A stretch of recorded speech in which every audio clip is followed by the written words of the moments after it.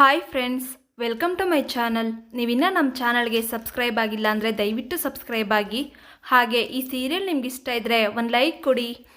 ಇಲ್ಲಿ ಪ್ರಿನ್ಸಿಪಲ್ ಅವರು, ಮೇಡಮ್ ನಿಮ್ಮಂಥ DC ಅವ್ರ ಮಗಳು ಇಲ್ಲಿ ಓದ್ತಾ ಇರೋದು ನಮಗೊಂಥರ ಹೆಮ್ಮೆ ಮೇಡಮ್ ಅಂತ ಹೇಳಿದಾಗ ಗೌರಿ, ಸರ್ ಎಲ್ಲರ ಮಕ್ಕಳಿಗೂ ಸಮಾನವಾದ ಹಕ್ಕಿರಬೇಕು, ಆಗ ಮಾತ್ರ ಮಕ್ಕಳು ಶಿಕ್ಷಣ ಜೊತೆ ಶಿಸ್ತನ್ನು ಕಲಿಯೋಕ್ಕೆ ಸಾಧ್ಯ ಅಂತ ಹೇಳಿದಾಗ ಪ್ರಾಂಶುಪಾಲ್ ಅವರು, ಹೌದು ಮೇಡಮ್ ನೀವು ಹೇಳೋದು ಕರೆಕ್ಟು. ಅದಕ್ಕೋಸ್ಕರನೇ ಮಕ್ಕಳನ್ನ ಅಡ್ಮಿಷನ್ ಮಾಡ್ಕೊಬೇಕಾದ್ರೆ ಪೇರೆಂಟ್ಸ್ಗೆ ಒಂದು ಎಕ್ಸಾಮ್ ಇರುತ್ತೆ. ಆ ಎಕ್ಸಾಮಲ್ಲಿ ಪಾಸ್ ಆದರೆ ಮಾತ್ರ ಮಕ್ಕಳನ್ನ ಅಡ್ಮಿಷನ್ ಮಾಡ್ಕೊಳ್ಳೋದು. ಮೇಡಮ್ ನೀವು IAS ಪಾಸ್ ಮಾಡಿದ್ದೀರಾ, ಇನ್ನು ಈ ಎಕ್ಸಾಮು ಯಾವ ಲೆಕ್ಕ ಮೇಡಮ್ ನಿಮಗೆ? ನೀವು ಒಪ್ಕೊಳ್ಳೋದಾದ್ರೆ ಈ ಎಕ್ಸಾಮ್ ನೀವು ಬರೆಯೋದು ಬೇಡ ಮೇಡಮ್ ಅಂತ ಹೇಳಿದಾಗ ಗೌರಿ, ಅಯ್ಯಯ್ಯೋ ಬೇಡ, ಆ ರೀತಿ ಮಾಡಬೇಡಿ, ಎಲ್ಲರಿಗೂ ರೂಲ್ಸು ಒಂದೇ ಇರಬೇಕು, ನಾನು ಆ ಎಕ್ಸಾಮ್ನ ಅಟೆಂಡ್ ಮಾಡ್ತೀನಿ ಅಂತ ಗೌರಿ ಹೇಳ್ತಾಳೆ. ಈಗ ಶಂಕರನ್ ಕೂಡ ಈ ರೂಲ್ಸನ್ನು ಹೇಳ್ತಾರೆ.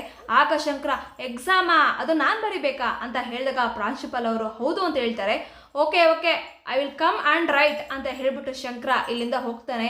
ಅಯ್ಯಯ್ಯೋ ಎಕ್ಸಾಮ್ ಅಂತಲೋ ಹೆಂಗೋ ಬರೆಯೋದು ಅಂತ ಶಂಕರ ಪೇಚಾಡ್ತಾ ಇರ್ತಾನೆ.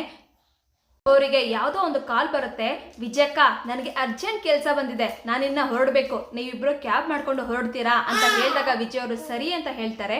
ಈಗ ಗೌರಿ ಇಲ್ಲಿಂದ ಹೊರಡ್ತಾಳೆ. ಈಗ ಭುವಿ ಗುಂಡನ್ನ ನೋಡ್ತಾಳೆ. ನೀನು ಅವಾಗಲೇ ತಪ್ಪಿಸ್ಕೊಂಡು ಹೋಗಿದ್ದೆ ಅಲ್ವಾ?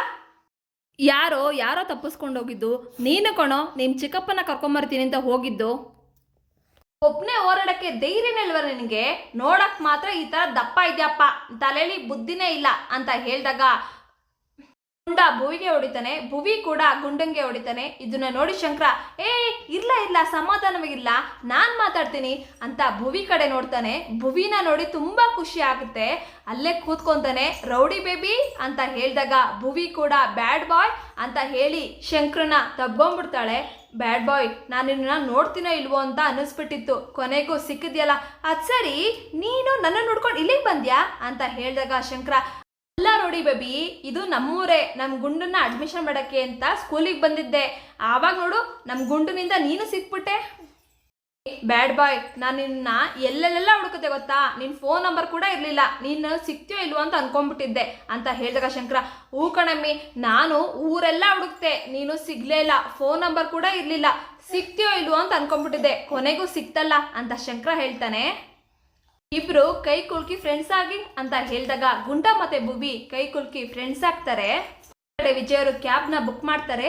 ಭುವಿ ನೋಡಿದ್ರೆ ಕಾಣಿಸ್ತಾರಲ್ಲ, ಎಲ್ಲೋದು ಭುವಿ ಅಂತ ಎಲ್ಲಾನು ಕೇಳ್ತಾ ಇರ್ತಾರೆ.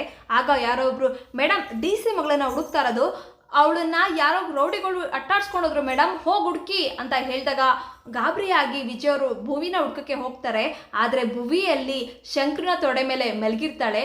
ಅದನ್ನು ನೋಡಿ ವಿಜಯ್ ಅವ್ರಿಗೆ ತುಂಬ ಖುಷಿ ಆಗುತ್ತೆ, ಮತ್ತೆ ಸಮಾಧಾನ ಆಗುತ್ತೆ. ಅಮ್ಮ ನೋಡು, ಬ್ಯಾಡ್ ಬಾಯ್ ಸಿಕ್ಬಿಟ್ರು, ಈ ಗುಂಡ ಇವನು ನನ್ನ ಫ್ರೆಂಡು ಬ್ಯಾಡ್ ಬಾಯ್ ಇದಾರಲ್ಲ, ಅವ್ರ ಅಣ್ಣನ ಮಗ ಅಂತೆ ಅಂತ ಹೇಳಿದಾಗ ವಿಜಯ್ ಅವರು, ಶಂಕರ ಅವರೇ ನಿಮ್ಮನ್ನು ನೋಡಿ ತುಂಬ ಖುಷಿ ಆಯಿತು, ನಾನು ನಿಮ್ಮ ಹತ್ರ ಸ್ವಲ್ಪ ಮಾತಾಡಬೇಕಾಗಿತ್ತು ಅಂತ ಹೇಳಿದಾಗ ಶಂಕರ ಅವರು, ಮಾತಾಡಿ ಅಂತ ಹೇಳಿದಾಗ ವಿಜಯ್ ಅವರು, ಇಲ್ಲಲ್ಲ ಆ ಕಡೆ ಬರ್ತೀರಾ, ಸ್ವಲ್ಪ ಮಾತಾಡಬೇಕಾಗಿತ್ತು ಅಂತ ಹೇಳ್ತಾರೆ.